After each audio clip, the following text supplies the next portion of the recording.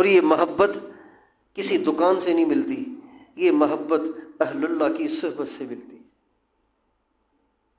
اللہ والوں کی صحبت سے انسان کے اندر اللہ تعالیٰ سے وہ لگاؤ پیدا ہوتا ہے، وہ محبت پیدا ہوتی ہے کہ جس کے بعد دین کا ہر کام اس کے لیے خواہش بن جاتا ہے، اس کو لگاؤ ہو جاتا ہے، اور وہ اس کو کیے بغیر اس کو چین نہیں آتا۔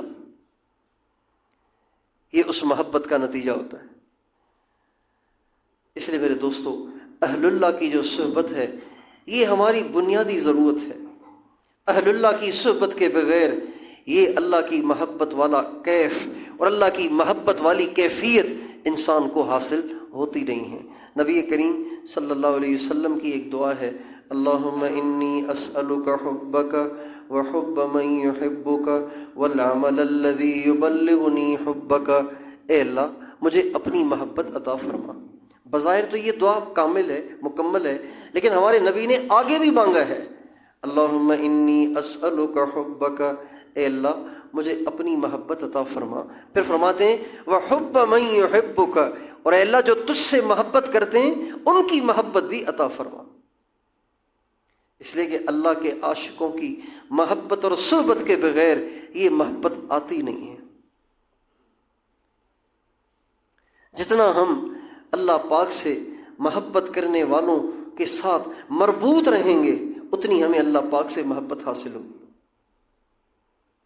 ہمارے حاجی صاحب کی جو آپ میں بہت سارے لوگ ہیں جنہوں نے حاجی صاحب کو قریب سے دیکھا ہوگا، ان کی جو یہ کیفیت تھی، یہ کیفیت ان کی ماں کے پیٹ سے نکل کے نہیں تھی، یہ ان کی پیدائش ہی نہیں تھی، یہ کسی کی صحبت کا نتیجہ تھا۔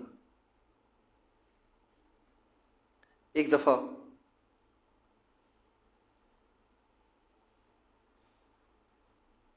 بیٹھے ہوئے تھے تو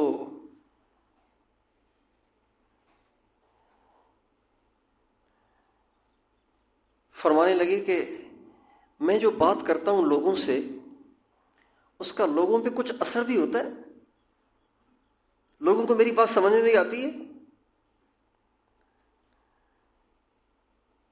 تو میں نے عرض کیا حضرت اور تو کچھ معلوم نہیں ہمیں کہ آپ کی بات سمجھ میں آتی ہے کہ نہیں آتی، لیکن یہ دیکھا ہے ہم نے کہ ممبر پہ کوئی بھی بڑے سے بڑا عالم بات کر رہا ہو تو مجمع بیٹھا ہوتا ہے اور مجمع بکھرا ہوا بیٹھا ہوتا ہے، لیکن جو ہی ممبر پہ آپ کی تشریف آوری ہوتی ہے تو سارا مجمع دور دراز سے سمٹ کے ممبر کے قریب لگ جاتا ہے۔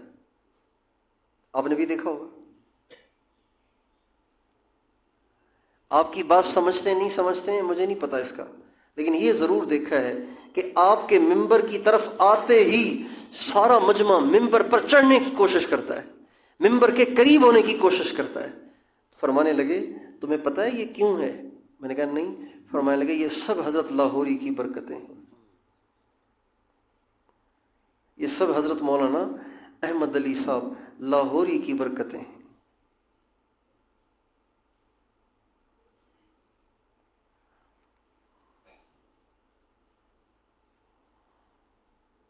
جتنا انسان اللہ کے دیوانوں سے مربوط رہتا ہے اتنا وہ خود اللہ پاک کا دیوانہ بنتا چلا جاتا ہے۔